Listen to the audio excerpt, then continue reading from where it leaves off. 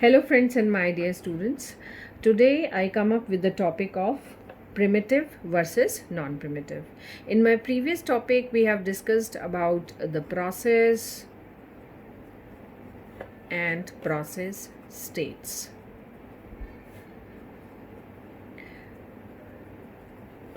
Now today we are going to deal with the two important topic. One is difference between primitive versus non-primitive and scheduling criteria.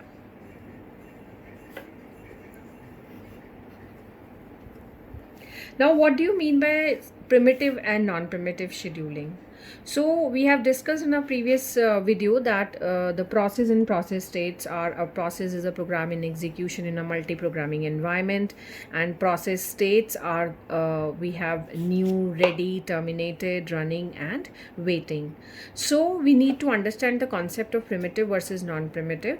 So we always says that CPU needs to run every time CPU needs certain processes to run around, right, in multi-programming environment.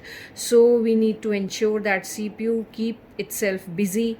So how it align or how it allocates the processes to the how the process is being allocated the CPU. So for that I just need to tell you that the criteria for CPU scheduling. So a scheduler is being used to dispatch the processes to the CPU. Now comes to the topic of primitive versus non-primitive. Now I just note down the 4 steps and I'll just explain those 4 steps. Try to understand. Now when we say any process switches from running state, we have already discussed about the different states of a processes. So we are saying any process switches from running state to waiting state. So when there will be a condition when a process switches from a running state to a waiting state, I'll just mention you here with an example. Just hold on please. The second is when a process switches from running state to a ready state. So here also we can define some example. Third, when a process switches from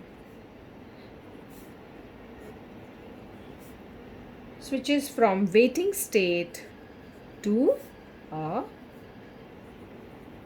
ready state. So again I'll just quote one example for you here. Now the fourth one, finally, when a process terminates. Now so we say the first part is process switches from running state to the waiting state.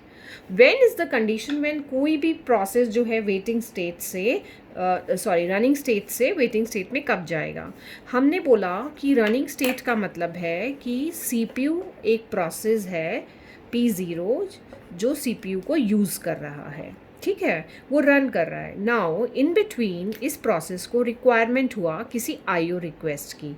तो जैसे ही उसको कोई IO request करना है, किसी IO device की request करना है, तो वो वेटिंग स्टेट में चला जाएगा. यानी कि उससे CPU लिया नहीं जा रहा है. The CPU is not being taken away from that particular process, but the CPU is being just being waiting that particular process is not going to any other queues. It is just goes into a waiting state because it is now waiting for any particular IO device, because now it requests for any IO device. So the example here is IO request. The second state says when a process switches from running state to a ready state. Now see the difference. A process is there, it is into a running state. It is not going to a waiting state, it is going to a ready state. Ready state is a state. Now We have discussed in a previous lecture also that what exactly a ready state is. Ready state is a state when a process is in a queue ready to assigned to the CPU. So we can say ready state, अब a process ready है, उसको CPU मिलने वाला है. So what is that condition when a process is going from running state to a ready state? When any interrupt occurs. That means any higher priority occurs. कोई higher priority का process आ गया तो हमने जो process था वो running state से हटाकर वापस queue में लगा दिया. That again that process goes into a ready queue so that it will be assigned again the CPU. The third state is when process switches from waiting to a ready state. Now when this would be the condition? When a process switches from waiting to a ready. It is waiting for something to happen and then again it is going to the ready state. That means it is the completion of any IO event.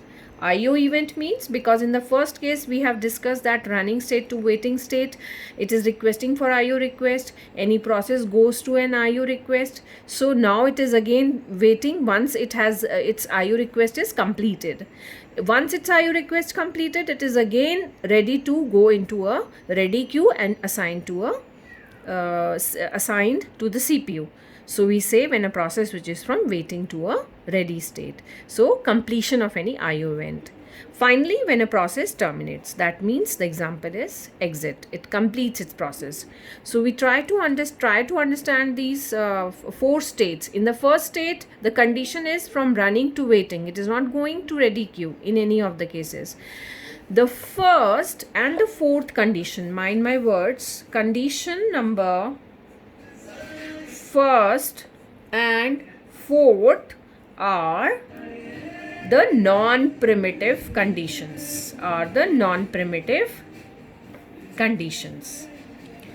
And the second and third are the primitive conditions. Okay. So I hope, my dear friends, you have understood the difference between primitive and non-primitive.